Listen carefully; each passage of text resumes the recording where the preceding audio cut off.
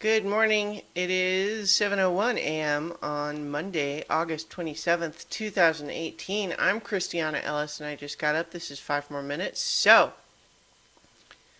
I was up too late last night and had caffeine too late in the evening, which made it hard to get to sleep even once I got into bed. So I'm tired this morning. That said, of all the various times that I've stayed up too late, I feel like this one was, I'll defend it. Like, there are definitely times where I stay up too late and I think back on it and I'm like, that was dumb. I was just watching TV. I was not actually feeling like anything I was doing was critically important. I could have just gone to bed.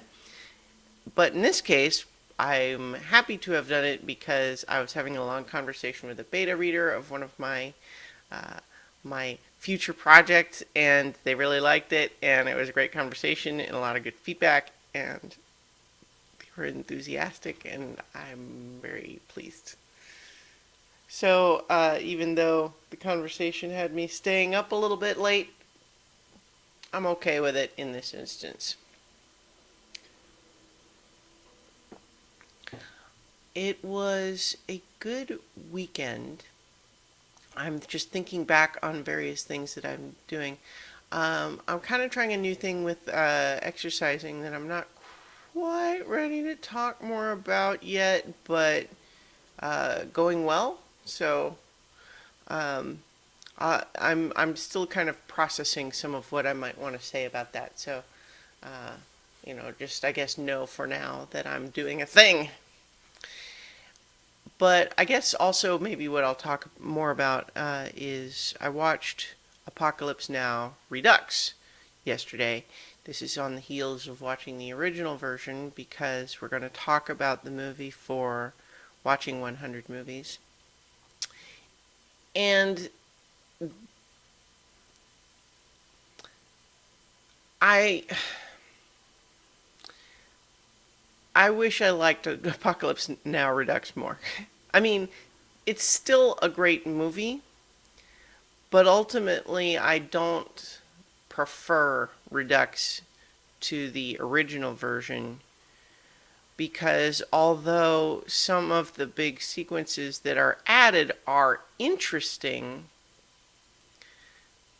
I feel like they ultimately detract from the tone and urgency of the main storyline and don't really contribute anything important.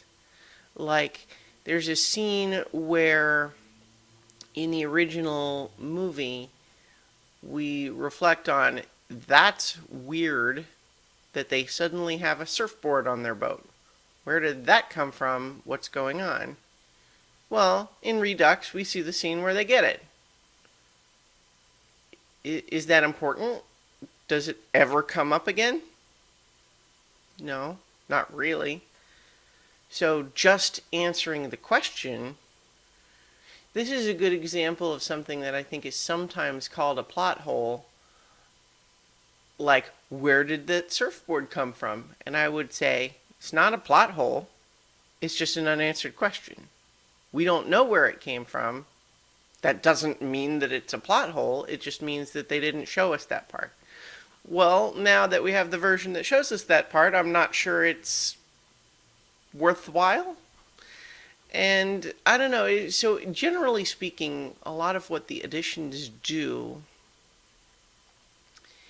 is meditate on more reflections of this overall theme of war and what it does to people, and in some ways anyone involved with it kind of has to choose between insanity and inhumanity,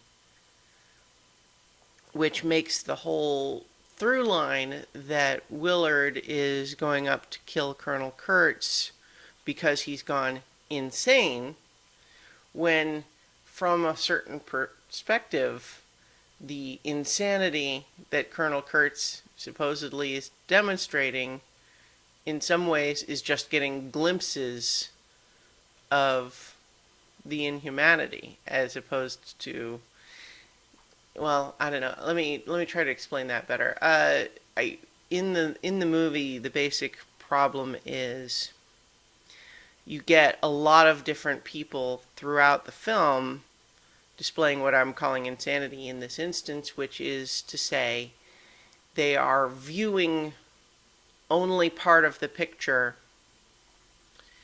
and staying willfully blinded to some other aspect of the picture in an attempt to retain their core sense of self and not be fundamentally changed by the war experience, which is probably a fruitless effort, but they try.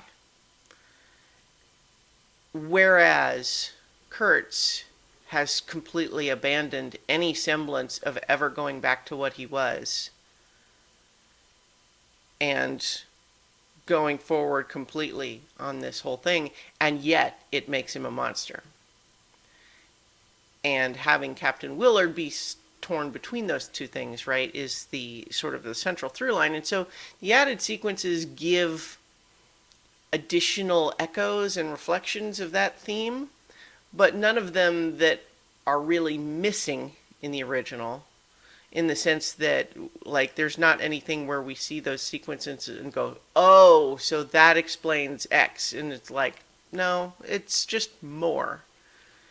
And again, they're not necessarily bad sequences, except that in the original version, I feel like it's a straight, there's a line actually about the river is like a main circuit cable plugged straight into Kurtz. Almost everything that happens in the original movie feels like it's either about getting to him or how does this connect to / reflect on him.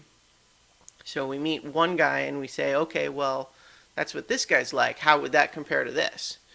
And how does this lead to that? And everything feels very driven towards that final confrontation, whereas the new one has several extended sequences where it feels like we forget all about what actual mission they're on. And that's why I don't like it as much. I mean, I still think it's a great movie, but comparing the two versions, I think it is, anyone who is a fan of the film probably should see both, but I prefer the original.